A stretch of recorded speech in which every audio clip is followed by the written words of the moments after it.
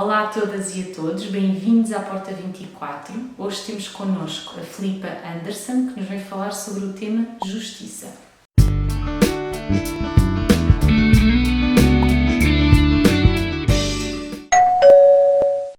Bom dia, Filipa. Obrigada por ter aceito o convite para estar aqui connosco na Porta 24, para falar deste tema da justiça nos relacionamentos, em específico.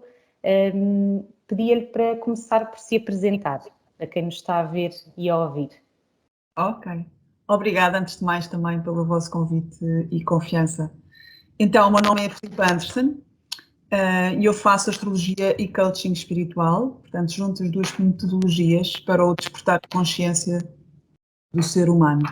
Portanto, uso também outras técnicas, mas as metodologias principais são estas.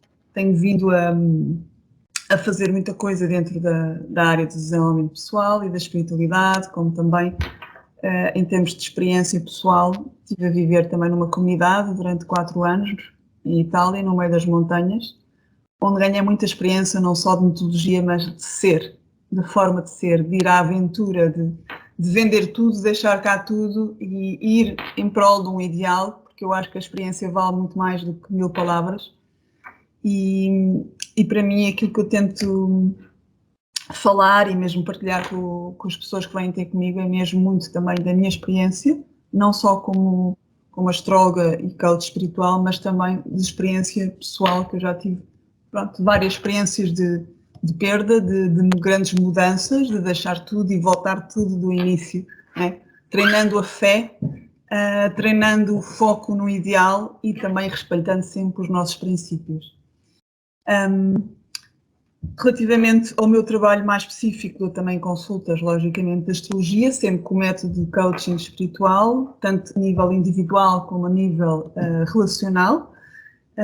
Depois faço também programas de transformação pessoal em vários temas, portanto, ao nível individual, ao nível da carreira, parte profissional, ao nível da saúde e elevação energética e também ao nível das relações.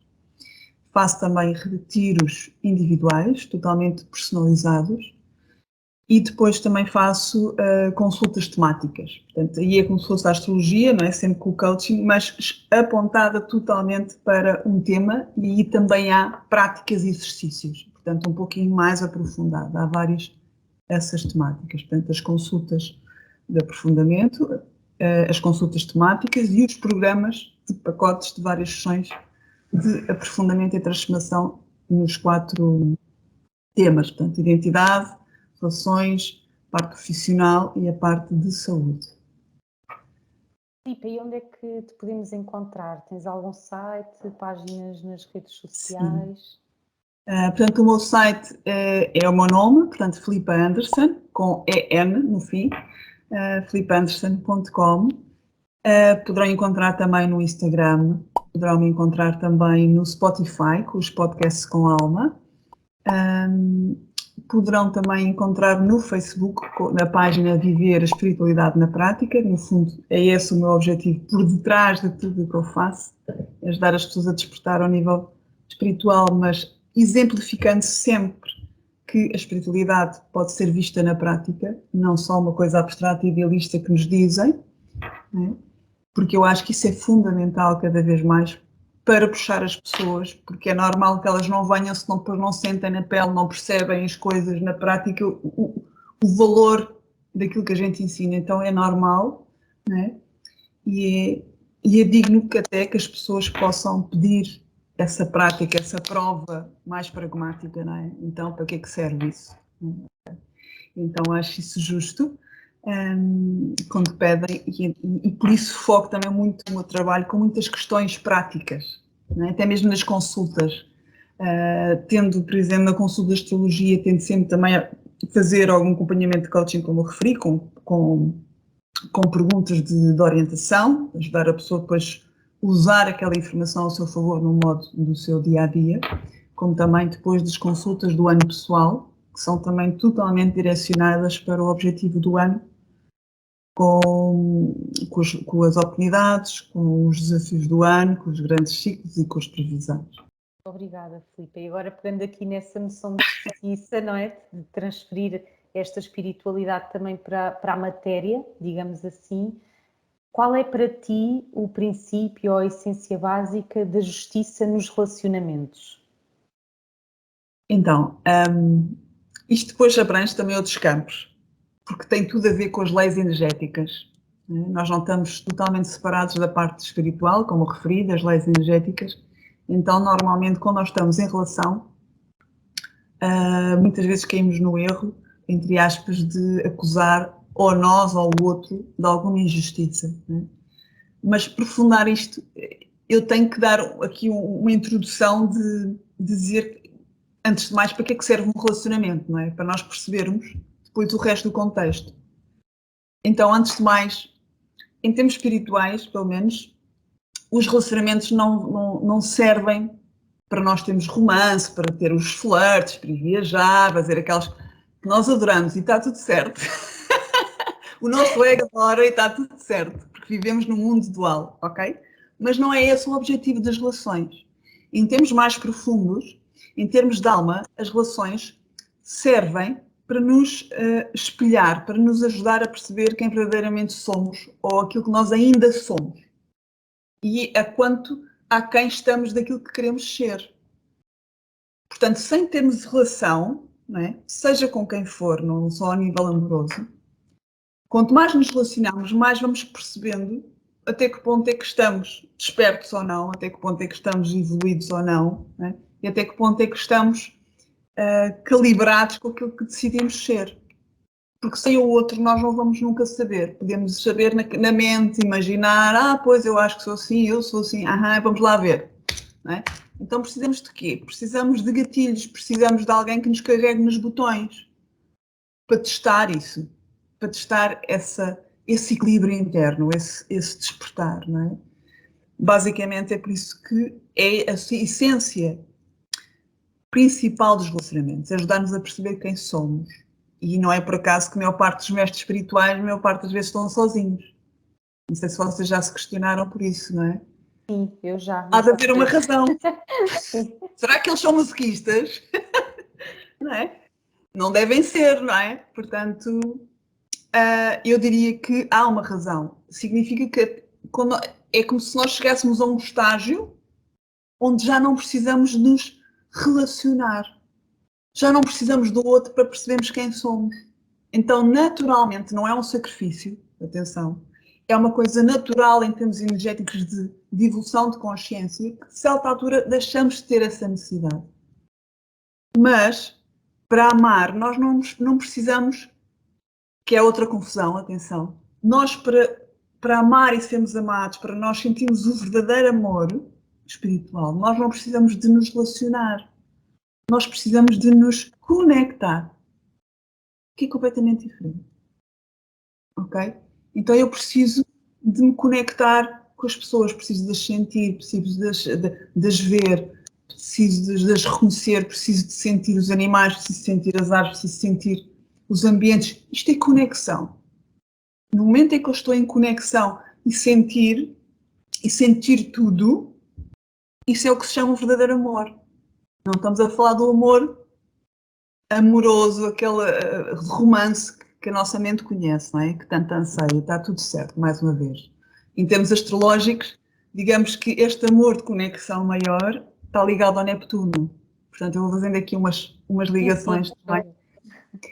Então, está ligado ao Neptuno, que é aquele que anseia, que nos puxa constantemente a relembrar que nós não somos daqui. Nós somos seres espirituais a ter uma experiência humana e não ao contrário. Ok? Então está-nos sempre a puxar para nós relembrarmos que o verdadeiro amor não é daqui, é muito mais do que isso, é sentir tudo, é estarmos conectados com tudo e vem um amor incondicional que vem através da nossa presença e dessa condição e dessa conexão. E depois temos o amor dual, totalmente inválido, atenção, e é através dele que chegamos ao outro, né? Que é o amor de Vênus, okay? Que está ligado à balança e ao touro. Através dessa evolução de amor, nós vamos conhecendo os vários estágios. Em termos de amor, em termos astrológicos, nós temos sempre a dinâmica dual. Então, em termos da astrologia, a dualidade é referenciada pelo Marte e pela Vênus, não é? Pelo masculino e pelo feminino, pelo Yang e pelo Yin. Então há constantemente esta dança, não é? Eu e o outro, eu desejo, eu quero, eu valorizo, eu sinto falta, não é? Depois desta dinâmica, há outros planetas que nos vão relembrar onde é que estão os nossos gatilhos. Então, através da lei do espelho, não é? Porque quando nós estamos em relação, seja com quem for, nós estamos a ser convidados a ver o nosso reflexo no outro. Daquilo que eu já sou, bom ou menos bom, é? E daquilo que ainda não sou. Portanto, o outro vai nos lembrar que, olha, ainda não és tão centrado, ou ora, ainda não és tão generoso, olha, ainda não és tão amoroso como achavas que era, carregam-nos nos botões. Ok? E estes botões estão ligados a quê?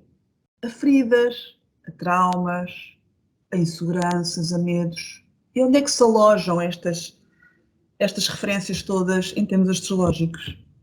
Vê-se através do Plutão, Escorpião, através de Neptuno, Peixes, através da Lua, Caranguejo. Então, vê-se através dos 3 signos ligados ao elemento água. E o que é que significa o elemento água em termos astrológicos? Significa as nossas memórias. E significa muito o nosso inconsciente. Então, Lua está referenciada à nossa memória infantil desta vida. Então, se alguém nos carrega numa insegurança ou num trauma desta vida, dispara a nossa Lua. Okay?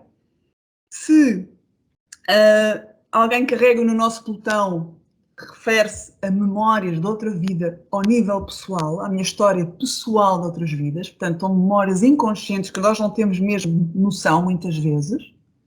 E lá está. É por isso que muitas coisas que nós descobrimos acerca de nós próprios só em relação. Não sei se a Núria já percebeu isso. Nunca pensei que fosse assim. Aquela pessoa despertou-me um lado meu que eu não conhecia. Às vezes pode ser bom e às vezes pode ser mau.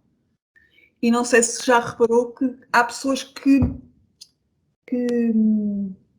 carregam em botões, despertam partes nossas e outras despertam outras.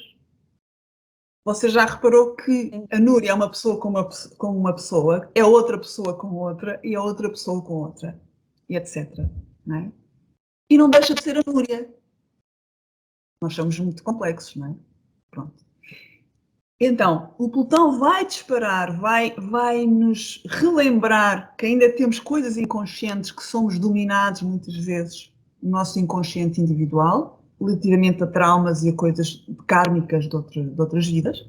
E o Neptuno vai nos relembrar memórias ligadas a crenças, que são as nossas prisões inconscientes, ligadas a crenças culturais, educacionais, religiosas. Portanto, crenças muitas vezes coletivas. Portanto, o Neptuno está ligado às memórias coletivas de povo, de cultura, até mesmo de raça. Não é? Nós temos crenças individuais e temos crenças coletivas. Então, nós trazemos isto, não é? Trazemos esta história toda e estamos no nosso caminho constante a tirar máscaras. E no momento em que estamos aqui encarnados, temos karma para queimar, temos coisas para despertar. Portanto, é normal que até morrermos e até ascendermos, e quando chegamos a esse ponto de iluminação já não precisamos estar aqui. Portanto, não há ninguém perfeito aqui. No momento em que deixamos de estar aqui, de conhecermos através da dualidade, relação, okay? Voltamos à relação. Quando deixamos de precisar de relação, da dualidade, deixamos de estar aqui. Para onde é que a gente vai? Eu não faço ideia, não me lembro. Mas aqui já não fará sentido. E a importância, às vezes, isto também tem a ver com gatilhos e com feridas, mas de nos sentirmos bem ou de nos relacionarmos connosco, ou seja, de nos centrarmos em nós antes de procurar isso no outro, não é? Isto anda quase sempre, eu acho, lado a lado. Ou seja, o meu caminho de autoconhecimento é percorrido por mim, mas é cultivado e nutrido por esses meus relacionamentos com os outros, com circunstâncias, com situações que vão acontecendo. Que feridas é que são assim mais normais de despertar nestes relacionamentos e esta importância da conexão, como tu dizias, às vezes não é a relação, é a conexão, adorei essa chamada de atenção, essa conexão connosco, não é? Antes de procurarmos no outro, ou nas coisas, às vezes também é nas coisas, não é? Sim, sim, exatamente. Às vezes até mesmo nos projetos, não é? Uhum. Nas ideias, no nosso trabalho, quer dizer, muitas vezes nós estamos apaixonados, não tem que ser por uma pessoa, não é? Pronto. Então, normalmente o ser humano traz 5 feridas primordiais. Todos nós trazemos. Só que há pessoas que, mas também todos nós temos pelo menos uma ou duas mais fortes. Okay? Então, as 5 feridas são normalmente o abandono, a rejeição, a traição, a humilhação e a injustiça. Portanto, estão cá todas. Relembro, todos nós temos todas. Só que há pessoas que têm umas mais desenvolvidas. Isso muitas vezes vê-se pelos comportamentos, pelo corpo físico, okay? Pela forma de se relacionar com as pessoas e com a vida, por certas palavras que diz, etc. Okay? Mas eu diria, não sei, aquelas, pelo menos em termos de relação, as mais, se calhar, as mais fortes, eu acho que tem mais a ver com o abandono, que depois, entretanto, as feridas têm o seu par, o seu complemento. Muitas feridas, quem tem, por exemplo, a do abandono, normalmente também tem a traição. E a da rejeição, muitas vezes, está ligada à injustiça. E a humilhação é que é mais isolada. Pronto, isso é outra coisa mais, um caso mais à parte, digamos assim. E tens assim algumas dicas de como as pessoas, como nos podemos nas relações e nesta conexão estar atentos ou ganhar consciência dessas feridas? Normalmente, para quem tem esta ferida do abandono mais ativa, que tipo de relação é que costuma procurar ou que padrão é que chega? E para quem tem esta ferida da rejeição, o que é que costuma atrair, não é? É um bocado aquela lei da atração, precisamente para esse caminho de conhecimento e de evolução. Boa. Mas Boa. tens assim alguma dica que talvez basta a pessoa ouvir e vai conseguir perceber, ok, eu se calhar tenho este gatilho ativo e tenho que olhar para ele com carinho, com compaixão, com ternura, com consciência, mas está aqui, ou existe este padrão em todas as minhas relações, porquê? Assim, uma ou outra característica destas feridas, muito simples, Okay. só para as pessoas Normalmente, perceberem. relações de codependência são típicas do padrão de abandono. Não é? Portanto, uma pessoa que precisa, isto muitas vezes é inconsciente, de alguém para cuidar dela. Não é? Normalmente é uma chamada de atenção de uma falta de pai ou mãe, não é? Que a pessoa, ao princípio, normalmente quem tem ferido de abandono são muitas vezes muito atraentes e costumam ser pessoas até bastante sociáveis e facilmente entram nos flertes, vá. Mas é uma imagem que depois, dentro das relações, começa a descambar, entre aspas, começa a sair esse lado mais seguro, mais descontraído, aquela coisa toda, e começa a ser uma pessoa um pouco mais dependente em termos emocionais, pode encontrar uma certa instabilidade emocional, mais carência, e então começa a criar relações de codependência. Portanto, no fundo, tendo a ferida de abandono, uma pessoa pode viver relações completamente disfuncionais e ela sabe disso, mas não consegue largar. Okay? Porque não quer se sentir sozinha. Portanto, o medo por detrás da ferida do abandono é o medo da solidão. Não é? Ela prefere ficar com uma coisa que não é boa para ela do que ficar sozinha. Então, claramente, isto é um sinal, quando uma pessoa começa a chegar a este ponto, não é? Eu já começo a sentir que esta relação não é para mim, porque normalmente as pessoas também têm esta ferida, têm a tendência de fazer demais pelo outro para se sentirem amados, portanto fazem demais. E lá está, como a vida tem sempre o mesmo objetivo, que é procurar o equilíbrio em tudo, da dualidade, a vida está sempre a procurar este equilíbrio em tudo. E quando nós estamos a dar demais, começa a criar um desequilíbrio.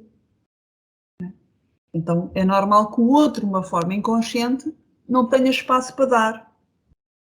Então são muitos processos, muitas vezes inconscientes. Se não tem espaço para dar, ele até é capaz de sair de cena, às vezes nem a pessoa começa a perceber porquê, ou começa a atrair a outro.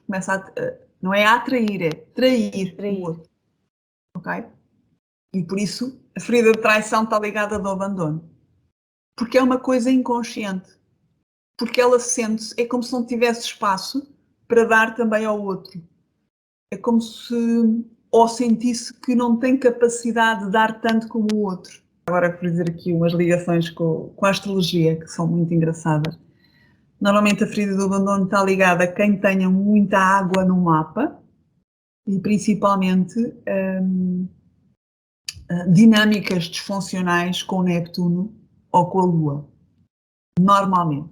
Relativamente à ferida da rejeição, que está ligada com a questão da injustiça, não é? Depois, com a ferida da rejeição, já tem mais a ver com o Saturno aqui no meio, e não só, também, sim, mas principalmente com o Neptuno, peço desculpa, com Saturno, às vezes também com Neptuno à mistura, mas com Saturno. Então a ferida da rejeição é considerada também das feridas mais profundas, okay? Mais inconscientes, porque do abandono muitas vezes a pessoa percebe, okay? Tem medo de estar sozinha, às vezes é a memória e isso tudo mais. Às vezes a da rejeição não é tão... Quer dizer, a pessoa sente, não é? Que alguma coisa não está bem, logicamente, mas é uma coisa muito mais profunda. Então a rejeição tem muito a ver com uma necessidade profundíssima de ser visto, de ser reconhecido, de se permitir ser quem é. Então houve alguma coisa nesta vida ou noutra vida que essa pessoa sentiu que não tinha direito de existir, não tinha direito de estar cá, não tinha direito sequer de ser quem é. Portanto é uma ferida mesmo muito profunda. Então começa-se a rejeitar a si própria. Porque as feridas começam sempre connosco. Relativamente agora ao abandono também, nós abandonamos, não é? Porque não nos amamos, não nos valorizamos, outras condicionantes. A ferida da rejeição tem a ver com isto. É como se houvesse uma raiva, um ódio brutal dentro de nós. Eu não permito existir, não permito o que é que eu estou cá a fazer. Muitas vezes são pessoas que não se identificam com a sua cultura, com a sua família, com estar no mundo, uma dificuldade brutal de se enraizar, é por isso que normalmente são pessoas muito magras, okay? Porque o corpo também mostra a dificuldade de encarnar, não é? A dificuldade de estar no corpo. Portanto, isto depois também relativamente aos corpos, não é? Portanto, a ferida da rejeição tem muito a ver com isso, uma pessoa ter dificuldade em se ver, em se reconhecer, em se sentir. E o que é que isto vai criar? Vai criar pessoas que vão rejeitar ou ela vai rejeitar. Portanto, a dinâmica é sempre também dos dois lados, né? Então aqui já é completamente diferente do abandono. Enquanto que o abandono, as pessoas querem estar sempre em relação, não querem estar sozinhas, não é? Na ferida da rejeição, normalmente acontece o contrário. A pessoa tem necessidade de mostrar que não precisa de ninguém. É mega, mega independente, mega individualista, não é? Então, quase que tem medo do compromisso, quase que tem medo de estar em relação.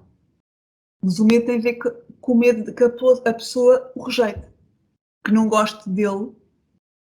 Aqui é uma questão de não gostar mesmo dele, da essência. Do outro é o medo de ficar sozinho. Ok, pode até não gostar de mim, mas se ficares àquele lado está tudo bem. O de abandono. O da rejeição, não. Há uma exigência muito mais forte por detrás. Por isso está aqui o Saturno inerente. Ok? É como se houvesse aqui uma culpa inconsciente. Quem é que eu sou? Eu não tenho direito de existir. Por alguma razão. Há aqui uma exigência também muito brutal. Uma fasquia brutal. Então a dinâmica é esta. Eu vou sentir que por um lado, há um medo do compromisso, porque não quer ser rejeitado, e normalmente essas relações dessas pessoas, ao princípio, são eles, a maior parte das vezes, que rejeitam. Começam logo a criar desculpas, são muito críticos, muito exigentes. Não sei o quê, não sei o que mais, não é? Mas, no fundo, há uma dificuldade de aprofundar o relacionamento, de ir mais além. Porque há uma dificuldade de entrega. Se há dificuldade de compromisso, há uma dificuldade de entrega. Se eu me entregar, vou-me revelar. Não é? Isso torna-se horrível, não é? E, portanto, às vezes está assim numa dinâmica mais física ou mais mental, principalmente mais mental, ok? Na ferida da traição é que é mais física. Agora, ponto para a ferida da injustiça. A injustiça também, lá está, como elas estão de certa maneira ligadas, também há sempre muita exigência. Aí há uma necessidade que o outro seja perfeito e que ele também seja perfeito. O perfeccionismo está aqui muito integrado, não é? Muito dentro desta questão da injustiça. E a injustiça aqui, a pessoa que tem esta ferida é tão exigente com ela própria que vê a injustiça muitas vezes em tudo. Não é? Até mesmo, eu não posso receber mais do que os outros, eu não posso ter menos do que os outros, eu não posso falhar nunca, eu não posso errar nunca. Então, o que é que isto também revela? Nem o outro pode errar, nem falhar. Não é? Então, começa logo por mim. Até que ponto é que eu estou a ser injusto comigo? Porquê que eu estou a ser tão injusto? Porquê que eu não me permito errar? Porquê que eu me permito de vez em quando sentir, emocionar-me, sair da caixa, sair da linha? A injustiça também tem a ver com isto. Então, normalmente são pessoas também muito mentais também, a parte emocional não sai tão facilmente, não é? São pessoas normalmente muito inteligentes também, racionais, mas a parte emocional pode estar mais bloqueada, como também da ferida da rejeição, mas de formas diferentes. Obrigada, Filipa. Acho que foi assim um resumo ótimo. Mesmo, tocaste imensos pontos e fizeste esse paralelismo também sempre com a astrologia, que é super interessante, eu pelo menos gosto de ouvir e de enriquecer, e esta questão das feridas e dos gatilhos é muito bom porque acabamos por nos conseguir rever, num caso ou no outro, não é? Com esses exemplos muito práticos que deste, comportamentais também. Uhum. Queres deixar assim uma mensagem final para quem nos está a ver e a ouvir? A mensagem é, ponto número 1, é fundamental nós nos conhecermos. Portanto, o autoconhecimento é brutal, é mesmo primordial para nós percebermos, não é, os nossos gatilhos, as nossas armadilhas, as nossas feridas, os nossos traumas, não é? Porque realmente, sem nós nos conhecermos, facilmente vamos atrair sempre o mesmo padrão, porque as relações funcionam de padrões. As relações têm padrões. Eu costumo dizer que o pacote vai variando e os ambientes vão variando, não é? As pessoas vão variando de pacote, mas a essência está lá. Então, para eu não constantemente atrair o mesmo padrão nos relacionamentos, não é? E até mesmo na vida, é fundamental que eu faça um processo de autoconhecimento. E por isso é que eu juntei a astrologia e o coaching, porque a astrologia ajuda-me a ver logo muita coisa das feridas, das resistências, mas também do potencial, das características da pessoa, como também do seu propósito de alma e da sua missão de vida, que são coisas diferentes. Nós temos que encaixar os dois. E depois o coaching ajuda-me a orientar a pessoa a trabalhar essas feridas, a trabalhar essa pedra bruta, vá, e limar para um diamante, não é? Através de exercícios práticos, não é? Para o seu despertar de consciência. Portanto, definitivamente o autoconhecimento é a chave. Não é? Parece que nós estamos sempre todos a dizer a mesma coisa, mas quer dizer, não dá para dizer outra coisa, é a chave. Portanto, é o autoconhecimento e definitivamente o amor próprio e o valor próprio. São coisas distintas. Okay? Temos de trabalhar estas duas coisas em nós, para nós termos relações mais equilibradas e harmoniosas. Perfeitas nunca vão ser, dentro do nosso conceito perfeito, porque não existe isso. Ok? Esqueçam isso, principalmente quem tem a ferida de injustiça. Esqueçam isso, não há pessoa ideal, não há relação ideal. Ok? Só há as vossas desculpas constantes de fugirem ao compromisso, isso sim. Não é? É mais por aí. Ok? Agora, isso é um padrão. É verdade, Isso é é um verdade. padrão. É verdade. Porque as pessoas, se elas fossem perfeitas, nós não estávamos cá a fazer nada, não é? Então já tínhamos feito tudo, já estávamos perfeitos e não estávamos Nem aqui. tinha graça, não é? Não tinha graça nenhuma. Graça, o amor da santa, não é? Oh, Filipe, obrigada por ter estado aqui connosco, foi ótimo, trouxeste Obrigada. temas que às vezes são pesados, mas e trouxeste muita leveza, muito entendimento e muita questão prática, portanto agradeço-te por isso. Já sabem, podem encontrar a Filipa nas redes sociais, pesquisando o nome dela, acabado em EN Anderson. Filipe Anderson. Exatamente, e também no podcast com Alma. Exatamente. Obrigada por este bocadinho. Esperamos que tenham gostado. Vamos continuar a partilhar muitos outros temas com outros convidados. Subscrevam, partilhem, comentem e até breve.